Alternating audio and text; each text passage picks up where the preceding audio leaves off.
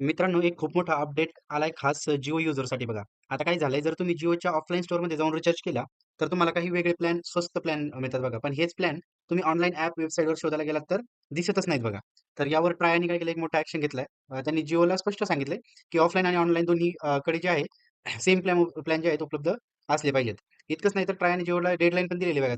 14 जो एप्रिल आहे, एप्रिलपर्यंत सगळी माहिती क्लिअर करा आणि प्लॅन्स जे आहे एकसारखे करा. आता ऑफलाईन स्टोअरला काय असतं ना, की ऑफलाईन स्टोअरला काही 199 किंवा 249 चे प्लॅन आहेत, जे की इकडे दिसतच नाहीयेत. आणि आणखी म्हणजे जिओ भारत फोनसाठी जो जिओ फोन आहे, त्यासाठी पण खूप स्वस्त प्लॅन आहेत, जे फक्त ऑफलाईन मिळतात आणि ते जे फोन आहेत, ते phone most of the time म्हणजे अर्बन एरियातले. अर्बन एरियातले लोकं जास्त ते फोन वापरतात.